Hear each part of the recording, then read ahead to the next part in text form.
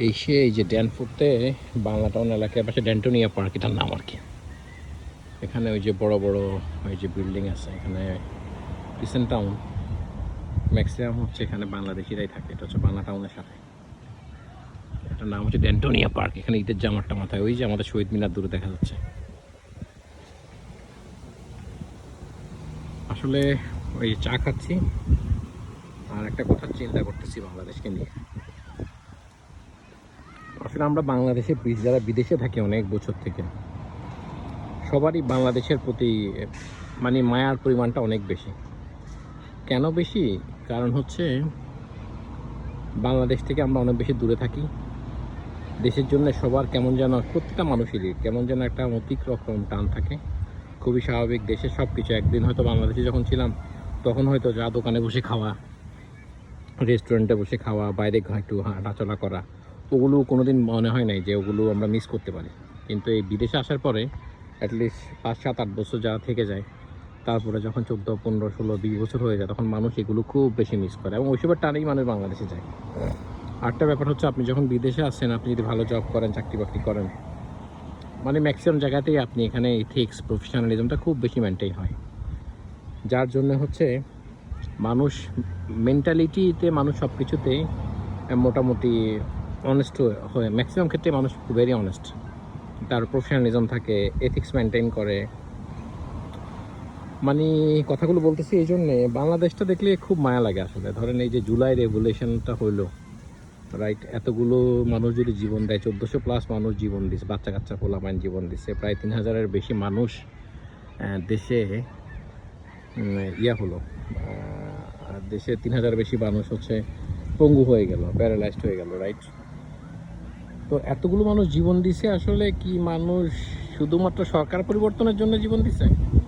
এটা তো মানুষের আসলে কখনোই উদ্দেশ্য ছিল না শুধু সরকার পরিবর্তন হবে। মানুষের জীবন দেওয়ার মূল উদ্দেশ্য ছিল দেশের একটা মোরাল চেঞ্জ হবে, রাইট। মানে আপনি করাপশন ফ্রি একটা কান্ট্রি হবে, প্রতি সব জায়গার মধ্যে একটা সিস্টেম তৈরি হবে, এমন একটা সিস্টেম তৈরি হবে যেখানে ল অ্যান্ড এনফোর্স সবার জন্য সমান, রাইট। করাপশন হবে না। এই যে বড় বড় প্রজেক্ট নেয়, একটা প্রজেক্ট করতে হয়তো যেখানে লাগবে 5 কোটি টাকা, সেখানে অফিসিয়ালি চালাকি করে 50 কোটি, 100 কোটি টাকা বরাদ্দ করে, যেন বাকি টাকাগুলো মেরে চুরিদারি করে খাইতে পারে। চাঁদাবাজি বন্ধ হবে, লুটপাট বন্ধ হবে, দলীয়করণ বন্ধ হবে, রাইট। এই জন্যই তো মানুষ আসলে একটা চেঞ্জ চাইছে, দেশের সাধারণ জনগণ, রাইট।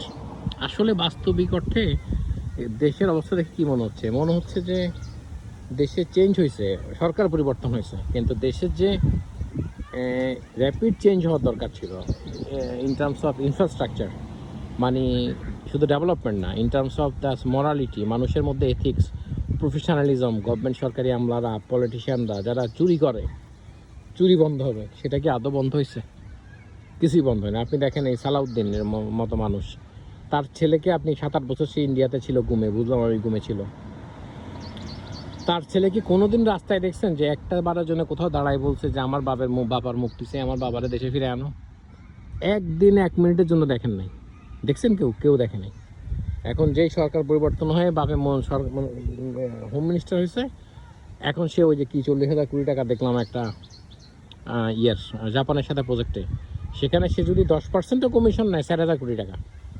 এরকম এই 5 বছরে ধরেন, এরকম করে ধরেন দেখা গেল 20,000 কোটি টাকা সে কামাই নেবে।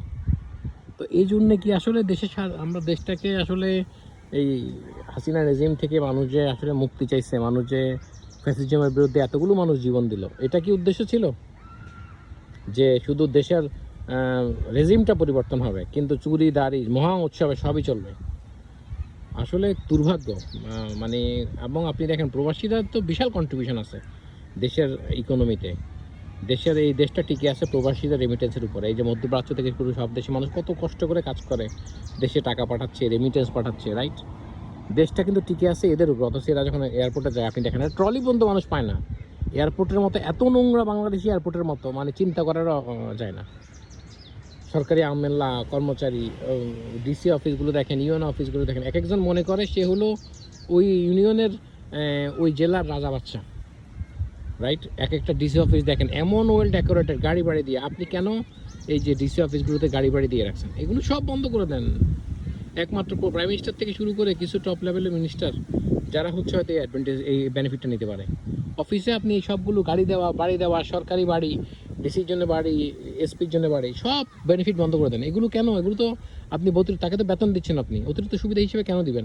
পৃথিবীর কোনো দেশে এসব কালচার নাই যে আপনি ডিসি থেকে শুরু করে এসপি ইউনো সবারে বড় বড় বাড়ি দিয়ে রাখছেন, গাড়ি দিয়ে রাখছেন, অর্ডারলি দিয়ে রাখছেন, সাথে পুলিশ দিয়ে রাখছেন। হয় মানে দেশের কোনো কিছুতে এক সুতা পরিমাণ কোনো চেঞ্জ হয় নাই, কোথাও এক সুতা পরিমাণ চেঞ্জ হয় নাই, শুধুমাত্র রেজিমটা চেঞ্জ হয়েছে। চুরি দাঁড়ি মহা উৎসবে সরকারি আমলারা চুরি করতেছে, পলিটিশিয়ানরা নামতেছে, মহা উৎসবে চুরি হইতেছে, আর ভোগান্তি হইতেছে কার? সাধারণ জনগণের। ওদের লাইফ যেখানে আছে সেখানেই আছে, আর ওই end of the day suffering সব ঠিকই আছে।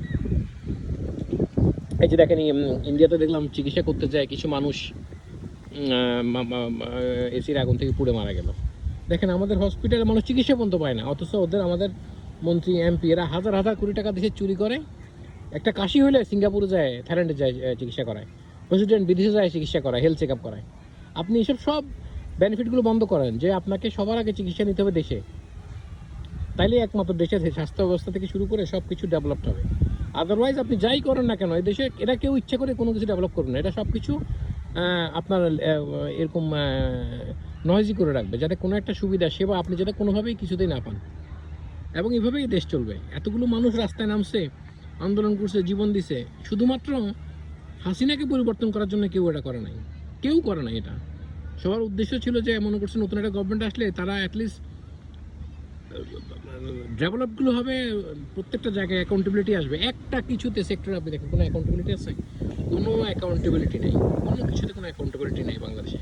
কোনো একটা সেক্টর দেখাতে পারবেন না যে জায়গায় বাংলাদেশে কোনো অ্যাকাউন্টেবিলিটি আছে, কোথাও নাই।